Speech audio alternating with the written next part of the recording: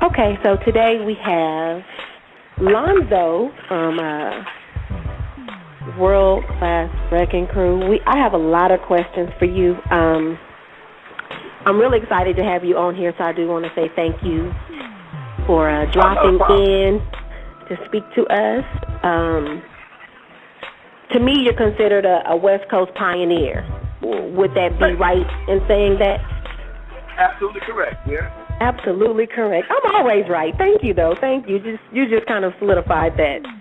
I'm always right. No, I'm just messing. So, World Class Wrecking Crew.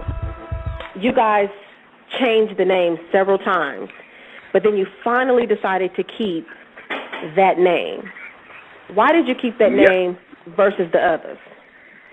Well, originally we were just called the Wrecking Crew, and there was another group in Detroit called the Wrecking Crew, and we Mhm. first formed our name in about 1984, and I kept hearing the term world-class athlete. It was right during the '84 Olympics. And it was a world-class swimmer and a world-class runner. I called my lawyer and I asked him, "Hey, man, if we changed our name to World Class and mess up the spelling, would it be a problem?" He said, "Not at all." So that's how we did it. We just changed the spelling, took out the G, and put a U on the crew, and that's how we got World Class Wrecking Crew. Just that simple. Okay. So it didn't have anything really per se to do with the Olympics. It was just No, no. Well, the name Wrecking Crew came from my original company. My first business I ever had was a mobile disco business back in 1976 called Disco Construction. And I had a guys that kind of were my helpers, and they would tear down my equipment. And one of my buddies said, "Oh, you just go construction? That must be the Wrecking Crew." And that name just stuck with the fellas. And when I moved to my first nightclub, Eve After Dark, the Wrecking Crew, Disco Construction was a production company that produced the Friday and Saturday dance party, but the Wrecking Crew was became like an infrastructure to the club, like the Playboy Bunnies were to the Playboy Club. So, okay. it became a little hood phenomenon, and we had our little jackets and stuff, and everybody wanted to be a part of the Wrecking Crew. So that grew bigger than Disco Construction. Well, that's cute. That's real cute. Okay, so DJ Yella, Sir Jinx, and Dr. Dre, they started out with you on this venture. How was it Not working Sir with Jinx. such icons? Well, you know what? People ask me all the time, man, how did you let them get away? When I had them, they wasn't the same value they have right now. So, we were just a bunch of DJs, and it wasn't Sir Jinx. I'm going to correct you, but it was DJ Clientele. He had a fit if he heard this interview. He was replaced with Jinx. It was Clientele, Dre, and myself and Yella. We were all just a bunch of young cats, maybe just doing what we do, which is play records and do the house party. Like I said, I had a mobile disco company, and I was still booking. I had a nightclub. At 22 years old, I had my own nightclub. I was still booking high school dances and stuff like that with Yella and Dre covered a lot of those. And then I also would do outside promotions to bring clientele to the Eve After Dark. And, Okay. we were just, like I said, we just support DJs from Compton. And, it wasn't like nobody ever thought we'd ever be respected to to the level that we are right now. We used to support guys having some fun. And when we decided that at some point in time, I started bringing acts like Run DMC to the club. And we decided we want to make a couple of records just to keep the club cracking. It was making records. Wasn't so much trying to be icons. It was just something to do to keep the club popping. And next thing I know, we was on tour. So it was a real Jerry Clapper type of story. Cool. Okay. And everybody became icons after we split up. So now you knew the question that was coming up. Eazy-E. Tell Go me for it. how you enjoyed working with Eazy-E. And was that like a partnership or what? Easy and I kind of got off on the wrong foot back in the early days before he was Easy. He was just still Eric Wright, and he tried to get into my club, the Eve After Dark, wearing his T-shirt and khakis.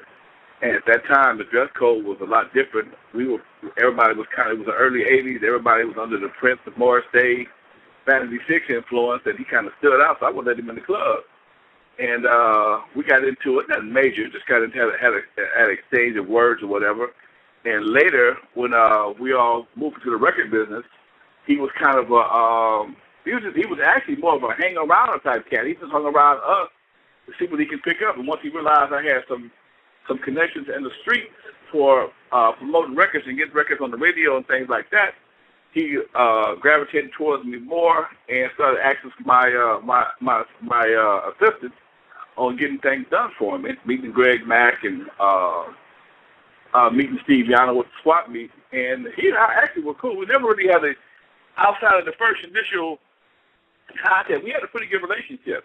You know, even after he became Eazy-E, a multi-millionaire, he always would come by the house and hang out sometimes. He would come by and hang out. I saw Eazy more after he got rich than I seen Drake.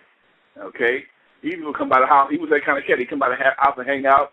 Him and his bodyguards, whatever they was doing, we had a little thing going for a while, and I'm quite sure everybody knows this. Yellow was doing porn. And the studio that I originally did all my demos and rehearsal in, he used that as a studio for porn initially. And Eazy was considering investing in this porn business. So he'd come by and watch me shoot porn all day. And we sit there and hang out. Later on, when he moved to Woodland Hills, got his office, and he knew I had connections in the City Hall of Compton. He needed things done. He called me up, hey, man, I need you to talk to the mayor or whatever the case may be. Send me a check, and I'd have that for him. So our relationship eventually evolved much more lucrative and much better than mine and Dre's, although Dre and I started off being much closer in the beginning. Okay, awesome. Well, you definitely have worked with some great people. I had the opportunity to meet Eazy-E as well, and just as you said, he was very down to earth and he was really cool.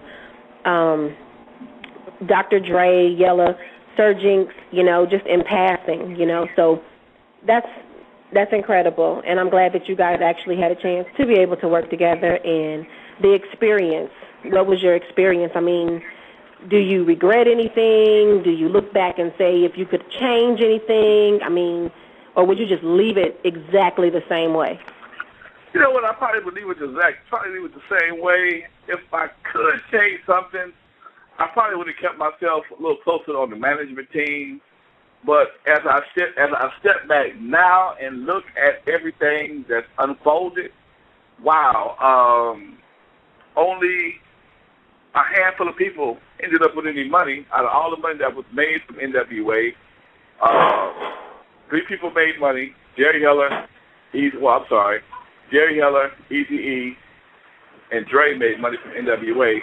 Ice Cube made money on his own. Okay, it was knowing the inside how the operation was working. I wouldn't have fit in simply because I knew too much, and right. I knew too much. I knew what all the bodies were buried. I knew who was fighting, who wouldn't fight, and it was explained to me once before. They had to distance themselves from me, because I could have blew the whole thing up in the very beginning.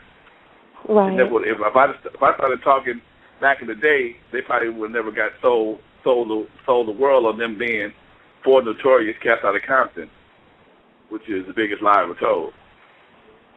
Okay. And you know what? I didn't even mention Cube. Yeah, but he was in there as well. Right. Okay. Cube wow. was like 15, 16 hanging out with us back then. Well, actually, like 14 or 15 when I met Cube. So, it was a hell of an experience, and I can't say I regret. I probably would have liked to have gotten more footage and more pictures, if anything. That's one thing I do regret, not having a lot of pictures and more footage. I skip a time to my label. I don't have one picture of him anywhere. For a promo picture or anything. No footage of him ever performing. I mean, it's just, at that time, people say, well, man, we could have bought a video camera. Back in 84, a video camera, 84, 85, a video camera would cost you $1,500. Okay? So. Right. Did they even make them? But you're right. $1,500 for the video camera. I mean, the thing,